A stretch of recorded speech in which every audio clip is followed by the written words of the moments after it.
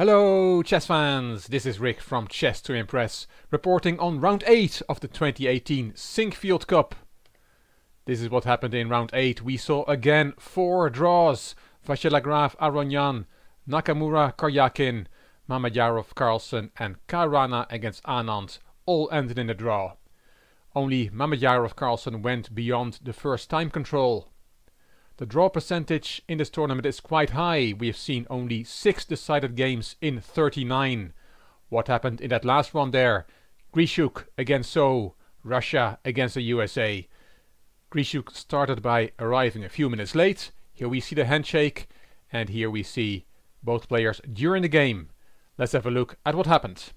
Grischuk white, So black. The date is the 26th of August 2018, and a big surprise on the first move. Look at this one. F2, F4, the bird opening, a very rare bird in elite grandmaster events. Now here is a nice reply, which was not played, but I have to show you. The From's gambit is E5. White takes, and then D6 is the real gambit. E takes D6, bishop takes D6, and now the reason I wanted to show you this is if white does not suspect anything and just plays knight C3 developing that knight, then the game is already over. Queen H4 check, G3, we're going to sacrifice the queen with check, and after the only move, H takes G3, it is checkmate on move 6. Of course this did not come on the board, but it shows a little bit what the drawback is of F4. It can get your king a bit drafty, a bit vulnerable. Okay, let's look at what happened. Knight F6 was So's reply, knight F3, B6 and B3. With the pawn on F4, this bishop does not want to stay on this diagonal, it wants to go to this diagonal and have nice control over E5. Bishop B7, E3, G6, there goes the bishop to B2. White now has great control over the important E5 square. Bishop G7, G3, So castled, and after bishop G2 all 4 bishops have been fianchettoed, which means put on the long diagonals. C5, C4, D5, and now Grischuk castled. Knight C6, So waits with pushing D5 to D4, till white plays D2, D3, as was explained by Grandmaster Karilla in the live broadcast. That way black will get a target on E3, which his knight could jump to. Queen E2 was played by Grischuk, Rook C8, and after D3, So indeed played D4. This may become a target square for black. The position now has the pawn structure of a reversed Ben-Oni, and Grischuk took on D4 like black does in the normal Ben-Oni. Knight takes, and a pair of bishops was swapped, and C takes D4. One plan for black, as mentioned, is now Queen D7, Knight G4, and Knight into E3. Grischuk played Knight A3. This move discourages black's plan mentioned on the previous move, as the knight will guard the E3 square from the C2 square. And that's why So went the other way with his knight. Knight C2 was planned, and Knight C5 posting up there. F5, aggressive move from Grischuk. Queen D7 and G4. Grischuk is going for it, pushing pawns in front of his king, making his king more vulnerable. And So goes on the other side of the board. B5, bishop A3 and A5. 4 pawn moves in the last 6 moves, dramatically changing the nature of the position. Grischuk took on C5, Rook takes, and now Grischuk makes a mistake. He said after the game he should have played Queen F3 here, and Grischuk says this was a very complicated position, but he made a mistake with Rook A E1. As Grandmaster Sarawan explained, white is hoping that his minor piece, the knight, will prove to be stronger than the bishop. That bishop is looking at its own pawn on D4. while white wants to play on the light squares where that bishop has no influence. But Grischuk has overlooked something, as black now wins a pawn. So first took on c4, b takes, and now he took on f5. The right way to play here that Grischuk did not find is queen takes e7. And this is the main line, queen c6 check. King has to drop back to g1, f takes g4, winning a pawn, but then rook f4 with very active pieces for white. He's going to win his pawn back on d4 or g4. But after g takes f5, Grischuk just took back on f5, and that's a big mistake. He had misjudged something, as we'll see. So took, and has won a pawn. Queen g4 looks for a moment like it's good. This rook cannot move because the queen then will attack black's unprotected queen, but rook f2 check spoils the party for white. It's actually now white who's going to lose his queen. That doesn't work. Queen takes e7, that worked on the previous move, does not work either here because of queen c6 check. It's a variation Grischuk showed after the game. And then queen e4 interposing. Queen g6 check, very strong. King h1, and black is going to swap up the heavy pieces. Rook takes f1 check, rook takes f1, and queen takes e4 check, swapping the queens under stellar conditions, as Grandmaster Ashley called it. D takes e4, and rook e8 with a much better position. You have to defend the e4 pawn with the rook, tying down your pieces. The engine already wants to give up that e4 pawn and recognizes black has a winning endgame here. And that's why in this position queen takes e7 is not possible.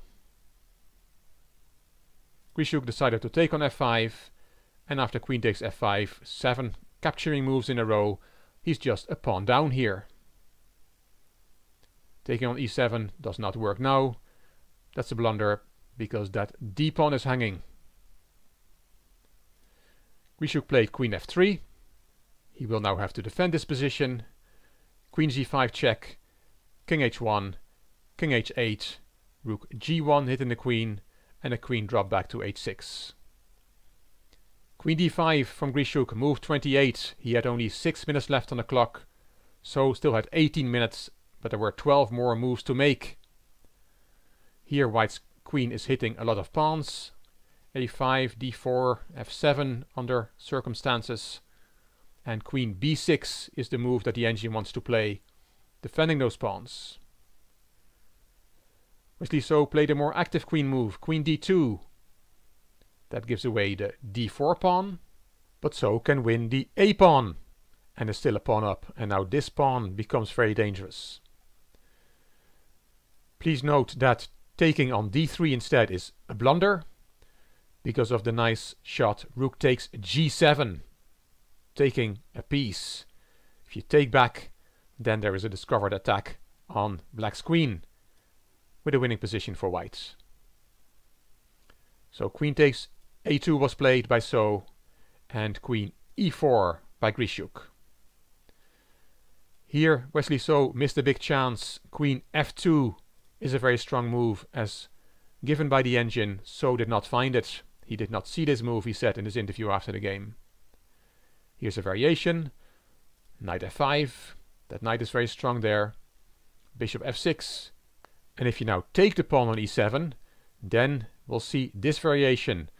Bishop takes, queen f3 check, rook g2 only move, and rook g8 with a checkmate threat, so white has to hurry back with the queen, but then black liquidates to a winning king and pawn endgame.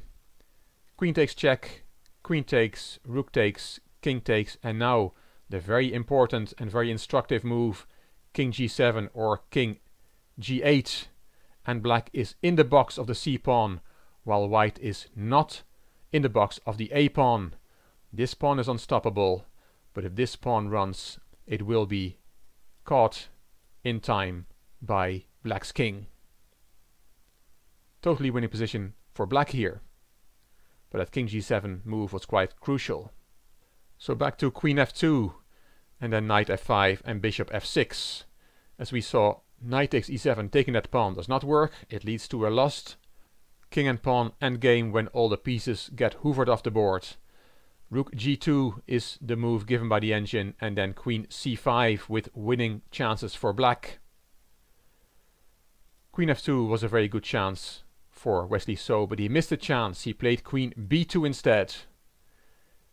Knight f5 from Grischuk and bishop e5, threatening checkmate on h2. Rook g2, and unfortunately black now has to take a draw by repetition, as white has the threats of knight takes e7 and d4, and white might take over this position. He also has his own passed pawn. Queen c1 check, rook back, and if black still wants to win, queen f4 is the only attempt, but then queen takes, bishop takes, white wins his pawn back, a4, rook a1, and that's not really a winning attempt for black. He has to be careful of white's two connected passed pawns. So Wesley So saw all this and decided to not play queen f4 but play queen b2. Again with that checkmate threat, so rook g2 is forced, and we saw a move repetition. Rook g1, queen b2, and the game was drawn. Wesley So missed a big chance to win this game after Grischuk had blundered a pawn on f5. And this draw meant that for the third time all games were drawn in the Sinquefield Cup 2018, and only 6 out of 40 games have been decided so far. Here we see the handshake confirming the result of this game. That leads to this table, 1 round before the end. Fabiano Caruana is in the lead with +2, followed by 4 players half a point behind him: Mamedyarov, Aronjan, Carlsen and Grischuk. Vasylagrav and Anand have drawn all their games. Wesley So lost in the first round and then made 7 draws. Nakamura and Karyakin are not having a good event. Round 9 will be played on Monday the 27th of August, and we'll see this lineup: Aronjan against Grischuk, So, Caruana, Anand, Mamedyarov, Carlsen, Nakamura and Karyakin, Vasylagrav. And tournament victory is still up for grabs. If Caruana wins, he wins the Sinquefield Cup, but if he does not win, then there are all sorts of options. Then it's very likely that we'll get a tiebreak, which will then be played on Tuesday the 28th of August. The last round is going to be exciting. I'd like to draw your attention to a series I'm doing on Chess to Impress, building up, counting down to the Carlsen-Caruana match in November. That will be the 47th event in the history of the undisputed and official World Championship. And in this series I'm looking at all the 46 earlier events, starting with Wilhelm Steinitz against Jonas Zukertort in 1886. The link to this series is here. Hope you will have a look. If you like this video, please give it a thumbs up. Please subscribe to the Chess to Impress channel, and please leave a comment. I will read them all and I will reply to them all. If you like the video, it would be great if you could share it on social media by clicking the share button on YouTube. This is Rick for Chess to Impress. Thank you for watching.